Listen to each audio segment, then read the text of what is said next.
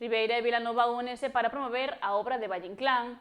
O Ateneo Ribeirense e Amigos de Valle Inclán selan un convenio cultural para impulsar novas actividades. O Centro Cultural Lustre Rivas acolleu o sábado a firma dun convenio de colaboración entre o Ateneo de Ribeira e a Asociación de Amigos de Valle Inclán de Vilanova, paso que serviu para estreitar lazos e presentar a obra de Francisco Xavier Charlín, Los orígenes de Valle Inclán, tierra, linaje e leyenda. A difusión do legado do escritor arousán centrou o acto e tamén as actividades culturais que se desenvolverán de forma conxunta. Resultado do que foi a miña tese doutoral e responde ao seu título, Los orígenes de Valle Inclán. É un libro que estuda a historia da contorna, a xeografía e a historia da contorna onde naceu Valle Inclán e donde viviron os seus antepasados, as súas 4 ramas familiares, é dicir, os salnés, pero tamén hai ramas que viviron aquí no Barbanza, de Pobra do Caramiñal, concretamente. A fondar en cada unha das 4 ramas familiares, hai un capítulo protagonizado polo pai de Valle Inclán, que naceu na Pobra do Caramiñal. É fundamental a hora de entender a vida intelectual do seu fillo.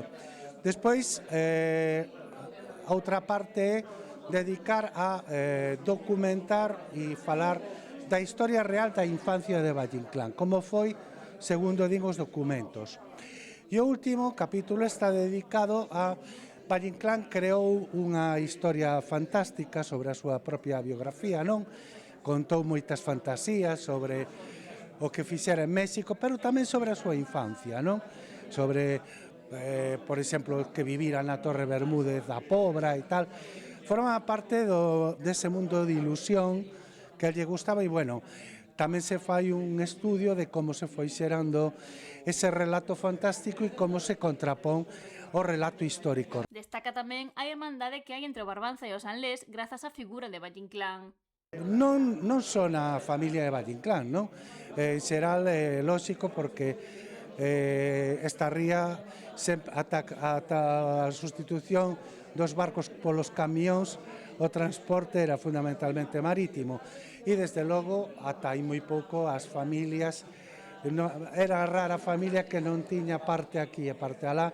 O sábado arrancou tamén coa asinatura deste convenio entre o Ateneo Ribeirense e a Asociación de Amigos de Valle Inclán de Vilanova de Arousa. Celebramos un acordo institucional entre ambas asociacións e un compromiso vivo coa cultura, coa memoria e ca nosa identidade. A asinatura deste convenio abre unha nova etapa de colaboración entre dúas agrupacións culturais construídas como asociacións sen ánimo de lucro dirixidas a aprofundar na obra do autor de Valle Inclán, vinculado directamente a través das paisaxes de ambas beiras da ría da Arousa. O Concello de Ribeira, pois como non pode ser de outra maneira, é un aliado natural da cultura. Neste municipio realizamos eventos de toda clase de públicos, onde está representada toda a cidadanía na programación elaborada polo equipo de goberno. O presidente do Ateneo de Ribeira, Ciprián Rivas, apuntou que esta unión supón promover a cultura propia e con ela, e desde ela, a obra do eximio. Desexo, no nome do Ateneo, agradecer a disponibilidade do Concello de Ribeira, da súa alcaldesa e da concelleira Ana Barreiro para atendernos e deixarnos estas estupendas instalacións para celebrar este encontro, que é un encontro de unión.